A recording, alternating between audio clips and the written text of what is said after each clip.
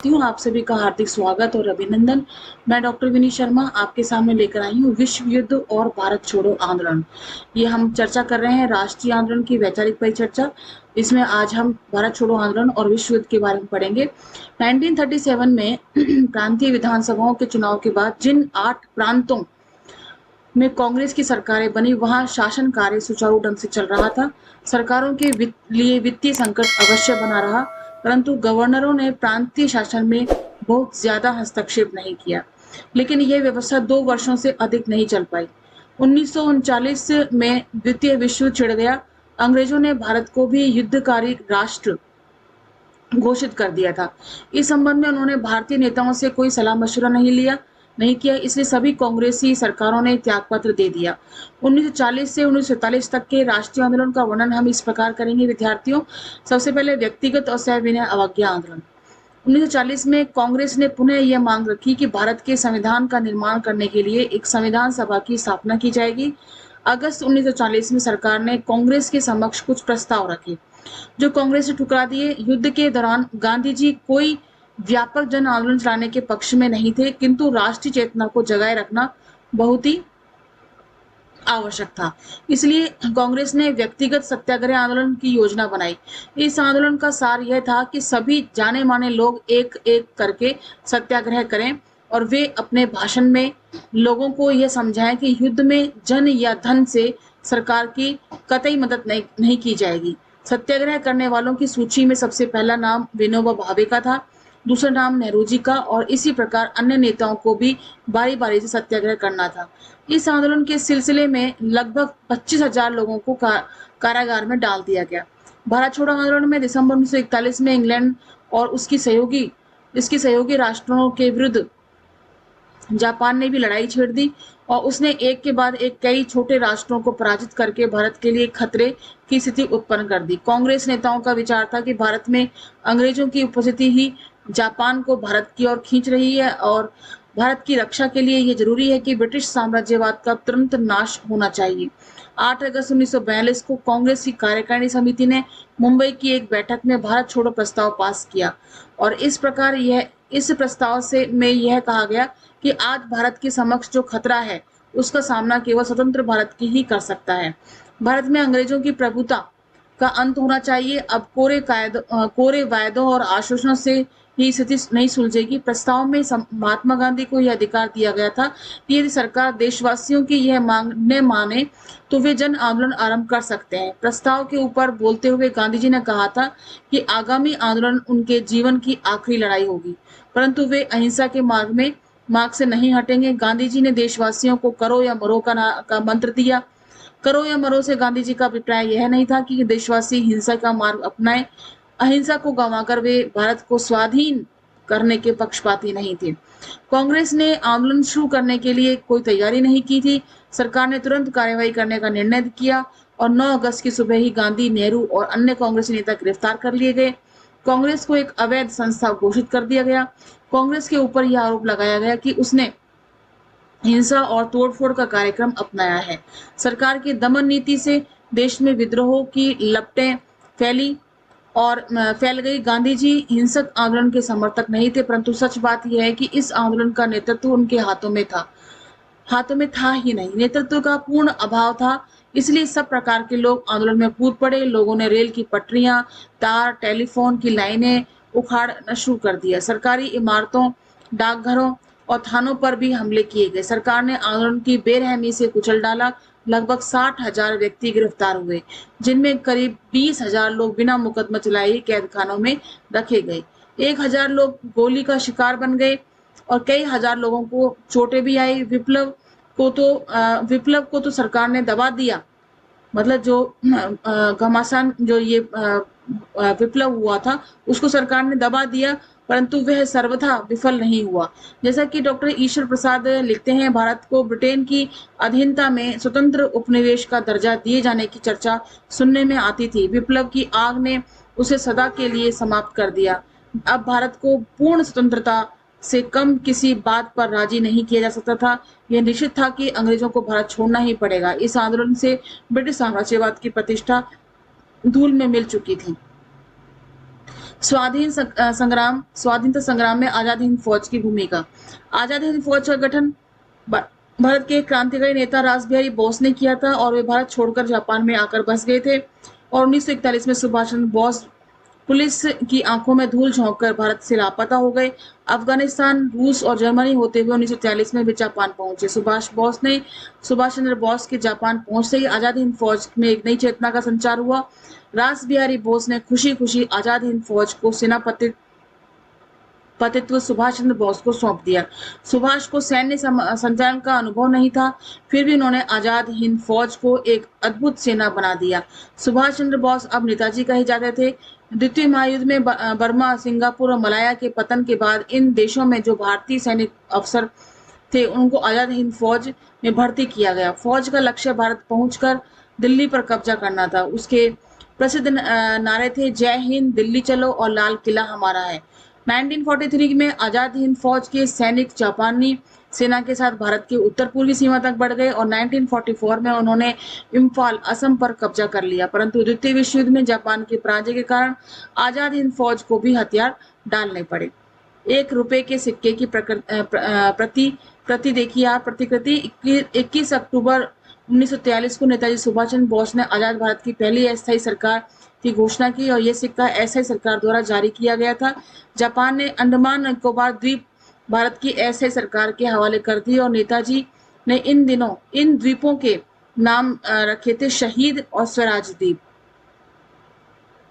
आजाद हिंद फौज अपने लक्ष्य की पूर्ति में सफल नहीं हुई, किंतु इतना निश्चित है कि द्वितीय महायुद्ध के दौरान राष्ट्रीय आंदोलन पर उसकी गतिविधियों का गहरा प्रभाव पड़ा। बर्मा, सिंगापुर और मलाया की घटनाओं से अंग्रेजों को यह दिखने लगा था कि भारतीय सैनिकों में भी राष्ट्रवाद पनप रहा है।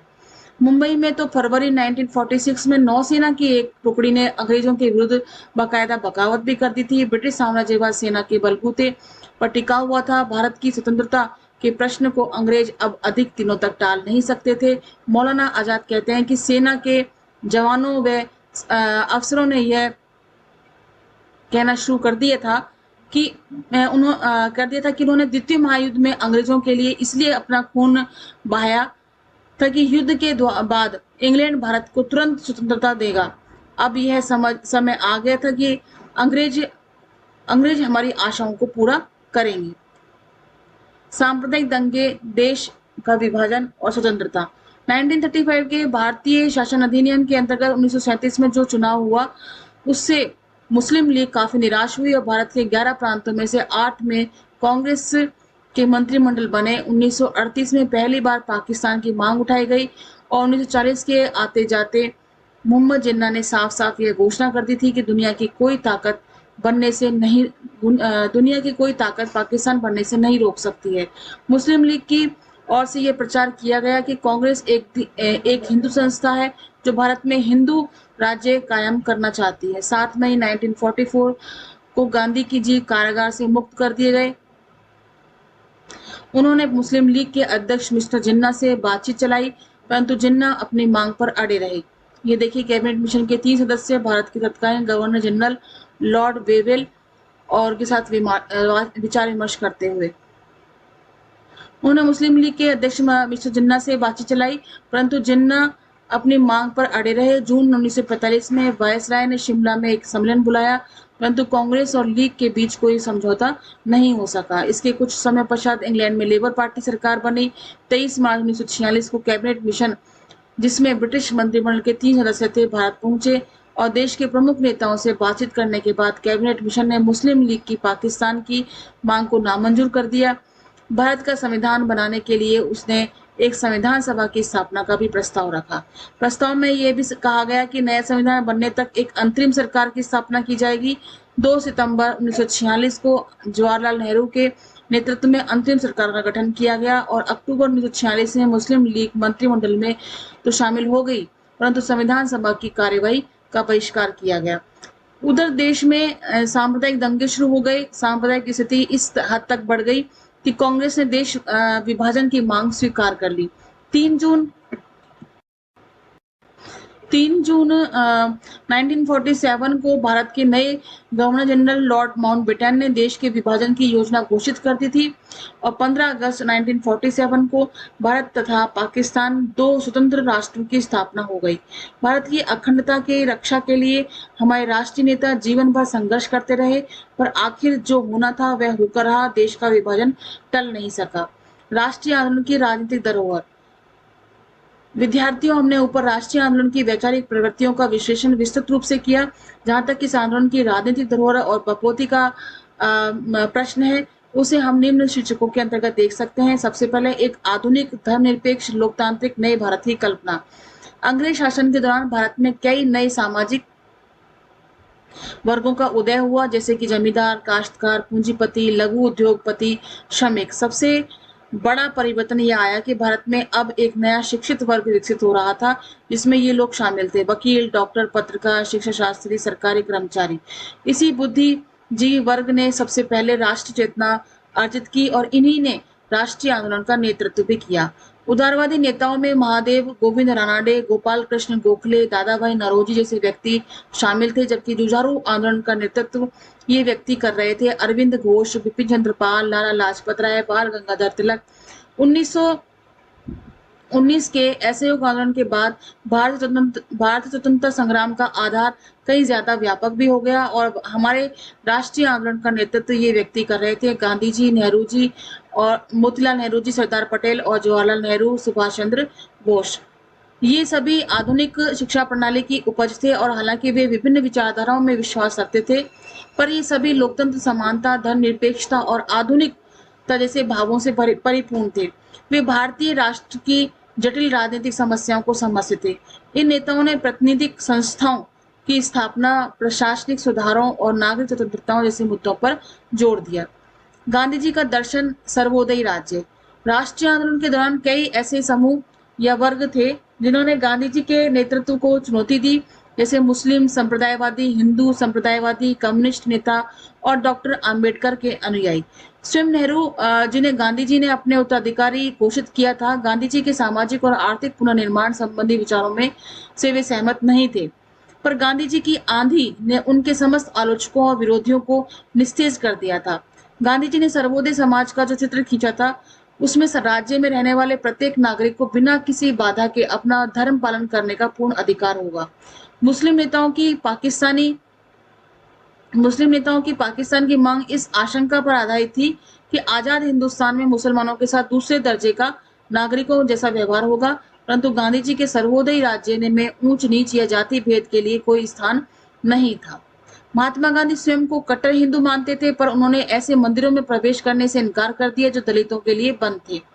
अन्य किसी एक व्यक्ति की तुलना में गांधी काफी व्यापक पैमाने पर धर्मनिरपेक्ष भारत और सांप्रदायिक सद्भाव की तस्वीर में पेश करने में समर्थ सिद्ध हुए।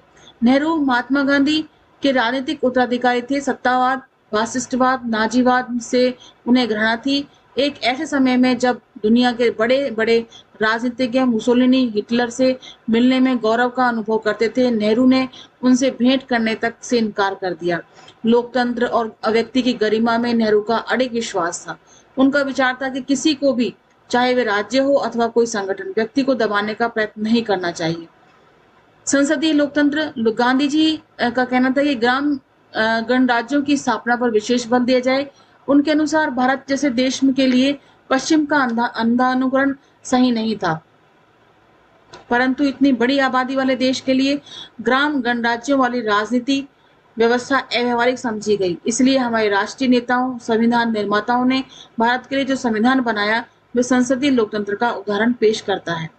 कांग्रेस का कराची प्रस्ताव, विचार और अभिव्यक्ति की स्वतंत्रता और बालिग मताधिकार।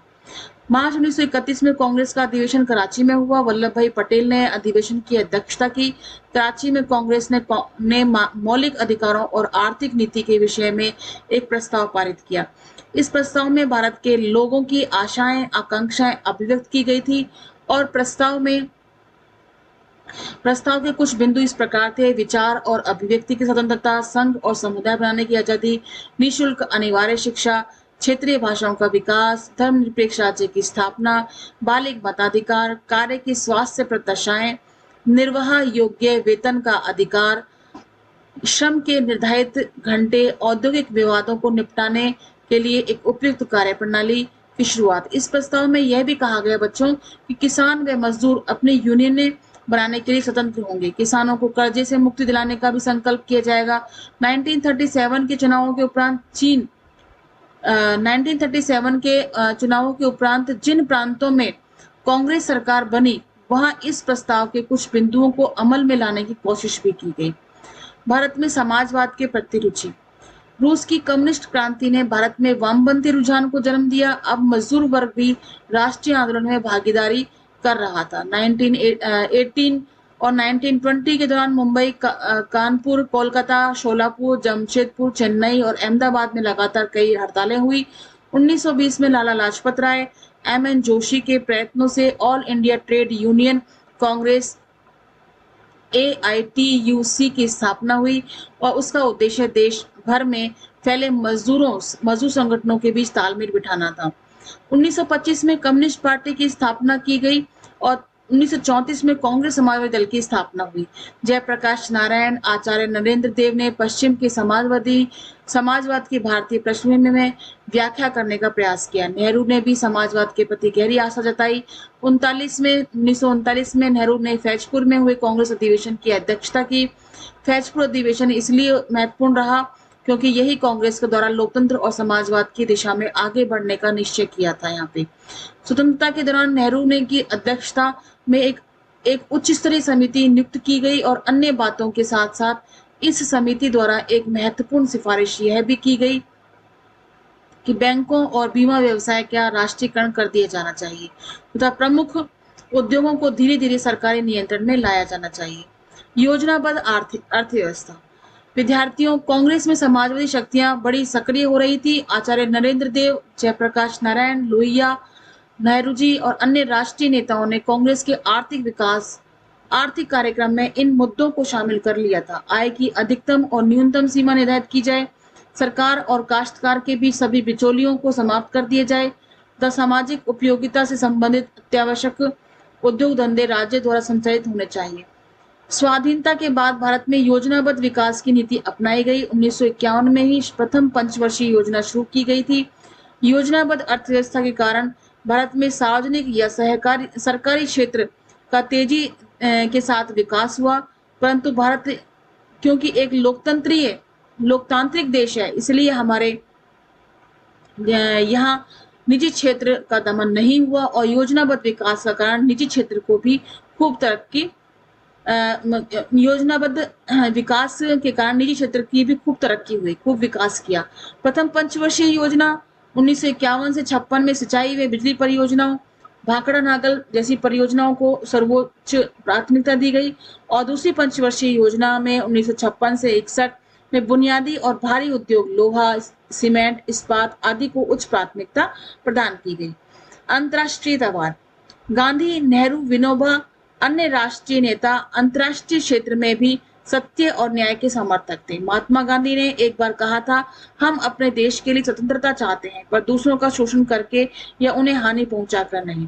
राष्ट्रीयता की भी मेरी धारणा यह है कि मेरा देश इसलिए मर सके कि मानव जाति जीवित रह सके। नेहरू भी अंतर्राष्ट्रीयतावाद के पोषक थे। उनका मानना था कि आधुनिक उद्योगवाद ने सभी राष्ट्रीय सीमाओं को ध्वस्त कर दिया। नेहरू के शब्दों में राष्ट्रवाद की भावना आज भी लगभग उतनी ही प्रबल है जितनी की पहले थी और उसके पवित्र नाम पर युद्ध लड़े गए तथा दसियों लाख लोगों की हत्या भी की गई, किंतु यह एक मिथ्या विश्वास है जिसका वास्तविकता से कोई संबंध नहीं है। विश्व का अंतर्राष्ट्रीयकरण हो चुका है, उत्पादन अंतर्राष्ट्रीय है, बाजार अंतर्राष्ट्रीय है, परिवहन अंतर्राष्ट्रीय है। कोई राष्ट्र वास्तव में स्वाधीन नहीं है, सभी एक दूसरे पर निर्भर है। संघर्षों से भरे अपने पिछले इतिहास के बावजूद भारत ने ब्रिटेन और राष्ट्रकुल के देशों में मैत्रीपूर्ण संबंध कायम किए। भारत को स्वाधीन हुए अभी केवल 6 दिन ही हुए थे। नेहरू ने भारत की विदेश नीति के बारे में निम्नलिखित वक्तव्य कहा, हमारा इरादा दूसरे राष्ट्रों से सीधे और गहरे मेल मिलाप बढ़ाने और दुनिया की शांति और आजादी के लिए उनसे सहयोग करने का है। जहां तक हो सके हम गुटों की शक्ति से दूर रहना चाहते हैं, क्योंकि राजनीति में यह शक्ति एक दूसरे के खिलाफ होती है और संसार को और भी बड़े संकट में धकेल सकती है। तो विद्यार्थियों, इसके साथ ही हमारी राष्ट्रीय आंदोलन की वैचारिक परिचर्चा यहाँ समाप्त होती है और हम अब देखेंगे कि इस अध्याय में हमने क्या-क्या चीजें समझी, सार संक्षेप में हम देखना चाहेंगे। राष्ट्रीय जागरण के विभिन्न चरण हमने देखे, इसमें समाज और धर्म सुधार आंदोलन की बात हमने करी, आधुनिक शिक्षा, साहित्य व समाचार पत्रों की भूमिका क्या रही, राष्ट्रीय जागरण में ये नए मध्यम वर्ग का योगदान हमने देखा, उपनिवेशवाद का भारतीय अर्थव्यवस्था पर प्रभाव, भारत का आर्थिक शोषण और राष्ट्रीय जागरण के राजनीतिक कारण, ये हमने राष्ट्रीय जागरण के विभिन्न कारणों में देखे। इसके बाद इंडियन नेशनल कांग्रेस 28 दिसंबर 1885 में श्री बनर्जी की अध्यक्षता में कांग्रेस का मुंबई में प्रथम अधिवेशन हुआ। फिर राष्ट्रीय आंदोलन की वैचारिक परिचर्चा में हमने राष्ट्रीय आंदोलन के उदारवादी चरण देखे, जिसमें दादा भाई नौरोजी, फिरोज शाह मेहता, बनर्जी और गोखले के विचारों को हमने पढ़ा। राष्ट्रीय आंदोलन का जुझारू और अतिवादी चरण देखा, जिसमें अहिंसक अतिवादी जैसे लाला लाजपत राय, तिलक, विपिन चंद्र पाल और उस युग के प्रमुख क्रांतिकारी वीर सावरकर, श्यामजी वर्मा, मदनलाल धींगड़ा, खुदीराम बोस, लाला हरदयाल और मास्टर अमीरचंद। होम रूल आंदोलन में श्रीमती एनी बेसेंट ने मद्रास चेन्नई में होम रूल लीग की स्थापना की और महाराष्ट्र में तिलक के नेतृत्व में एक होम रूल लीग की स्थापना की। गांधी जी के नेतृत्व में ऐसे आंदोलन चलाया गया 1920 में। 1922 में चोरी चोरा कांड हुआ। स्वराज पार्टी की उपलब्धियां हुई, चित्तरंजन दास, पंडित नेहरू और आदि के नेतृत्व में 1923 का आम चुनाव में स्वराज्यवादी को विशेष सफलता मिली। वैचारिक परिचर्चा में अहिंसा, सत्याग्रह और गांधी जी का स्वराज्य जिसका अर्थ यह है कि स्वाधीनता के बाद गांधी जी ने किस तरह की राजनीतिक, आर्थिक और सामाजिक व्यवस्था की कल्पना की थी। सांप्रदायिक चुनौतियों के बारे में देखा, 1906 में मुस्लिम लीग की स्थापना, 1909 में के अधिनियम द्वारा मुसलमानों को विधानमंडलों के लिए अपने प्रतिनिधि पृथक निर्वाचन क्षेत्रों से निर्वाचित करने थे। 1920 के असहयोग आंदोलन में मुसलमानों ने बढ़ चढ़कर भाग लिया। मार्क्सवाद का आगमन, राष्ट्रीय आंदोलन में समाजवादी शक्तियों का योगदान, 1925 में कम्युनिस्ट पार्टी की स्थापना की गई और 1934 में कांग्रेस समाजवादी दल की स्थापना की गई। इसके बाद क्रांतिकारी आंदोलन 1929 में सरदार भगत सिंह व बटुकेश्वर दत्त ने केंद्रीय विधानसभा में बम फेंका। गांधी जी के नेतृत्व में चलाया गया सविनय अवज्ञा आंदोलन 12 मार्च 1930 को गांधी जी ने अपने कुछ साथियों के साथ साबरमती आश्रम में डांडी नामक स्थान पर प्रस्थान किया और वहां समुद्र के किनारे नमक बनाकर नमक कानून तोड़ा और 1931 में पुनः सविनय अवज्ञा आंदोलन चलाया। गांधी जी के नेतृत्व में संचालित आंदोलन का मूल्यांकन हमने किया। स्वतंत्रता की लड़ाई अब शहरों तक ही सीमित न रहकर गांवों तक फैल गई और मजदूर और किसान संगठन भी काफी सक्रिय हो गए, परंतु भारतीय राजनीति में टर्की के खलीफा के प्रश्न को खड़ा करना उचित नहीं था। विश्व युद्ध और भारत छोड़ो आंदोलन 8 अगस्त 1942 को कांग्रेस की कार्यकारिणी समिति ने भारत छोड़ो प्रस्ताव पास किया और गांधी जी ने देशवासियों को करो या मरो, डू और डाई का मंत्र दिया और इसका अभिप्राय यह नहीं कि देशवासी हिंसा का मार्ग अपनाएं। स्वाधीनता संग्राम में आजाद हिंद फौज की भूमिका, 1943 में सुभाष चंद्र बोस जापान पहुंचे। उन्होंने आजाद हिंद फौज का सेनापतित्व संभाला और उनके प्रसिद्ध नारे थे जय हिंद और दिल्ली चलो। सांप्रदायिक दंगे और देश का विभाजन और स्वतंत्रता, 23 मार्च 1946 को कैबिनेट मिशन भारत पहुंचा और 2 सितंबर 1946 को नेहरू ने के नेतृत्व में अंतरिम सरकार का गठन किया गया और देश में सांप्रदायिक दंगे शुरू हो गए। 3 जून 1947 को गवर्नर जनरल लॉर्ड माउंटबेटन ने देश के विभाजन की योजना घोषित कर दी और 15 अगस्त 1947 को भारत तथा पाकिस्तान 2 स्वतंत्र राष्ट्रों में स्थापित हो गया। राष्ट्रीय आंदोलन की राजनीतिक धरोहर के रूप में हमने जाना कि एक आधुनिक धर्मनिरपेक्ष लोकतांत्रिक नए भारत की कल्पना स्थापित की गई। गांधी जी का दर्शन सर्वोदय राज्य रहा। संसदीय लोकतंत्र, कांग्रेस का कराची प्रस्ताव, मौलिक अधिकार और आर्थिक नीति के बारे में हमने देखा और समाजवाद के प्रति रुचि और योजनाबद्ध अर्थव्यवस्था और अंतर्राष्ट्रीयतावाद। इसके साथ ही विद्यार्थियों, यह अध्याय यहीं समाप्त होता है। कुछ प्रश्न हैं जो इस प्रकार से हैं। राष्ट्र चेतना के विकास में समाज व धर्म सुधार आंदोलन, अंग्रेजों द्वारा भारत के आर्थिक शोषण का योगदान था। 1885 से लेकर 1905 तक भारतीय राष्ट्रीय आंदोलन की प्रमुख वैचारिक प्रवृत्तियों के बारे में बताना है। अथवा में इसी प्रश्न को अलग तरीके से पूछा गया है। भारत के राष्ट्रीय आंदोलन में उदारवादी चरण की वैचारिक पृष्ठभूमि पूछी गई है। भारत में राष्ट्रवादी आंदोलन में उदारवादियों और अतिवादियों की विचारधारा और भूमिका अथवा इसमें बताया गया, दोनों में से एक करना है इसमें। इसी प्रकार से जन आधारित संघर्ष में विचारधारा और उसका प्रभाव एक गंभीर भूमिका निभाता है। क्या आप भारतीय राष्ट्रीय आंदोलन के संबंध में इस मत से सहमत हैं? इसी के अथवे में पूछा गया है कि राष्ट्रीय आंदोलन के जुझारू चरण गांधीवादी विचारधारा के संदर्भ में भारत के राष्ट्रीय आंदोलन के वैचारिक परिप्रेक्ष्यों या दृष्टिकोणों का विवेचन कीजिए। इसके बाद भारतीय स्वाधीनता संग्राम में विभिन्न वैचारिक तत्व प्रवृत्तियां कौन से थे, विवेचना करनी है। इसी के अथवा में भारतीय राष्ट्रीय आंदोलन की उदारवादी, अतिवादी, गांधीवादी, समाजवादी परिप्रेक्ष्यों का वर्णन करना है। भारत में के राष्ट्रीय आंदोलन की धरोहर यानी बपौती का वर्णन करना है। निम्नलिखित में से संक्षिप्त टिप्पणियां जैसे होम रूल आंदोलन है, भारत छोड़ो आंदोलन है, स्वाधीनता संग्राम में आजाद हिंद फौज की भूमिका है। तो विद्यार्थियों, मैं उम्मीद करती हूँ आपसे कि आपको राष्ट्रीय आंदोलन की वैचारिक परिचर्चा आपको विस्तृत रूप में समझ में आई होगी। और इसके साथ ही अब नेक्स्ट वीडियो में हम आपके साथ नेक्स्ट चैप्टर लेकर के आपके सामने उपस्थित होंगे। तब तक के लिए नमस्कार एंड धन्यवाद।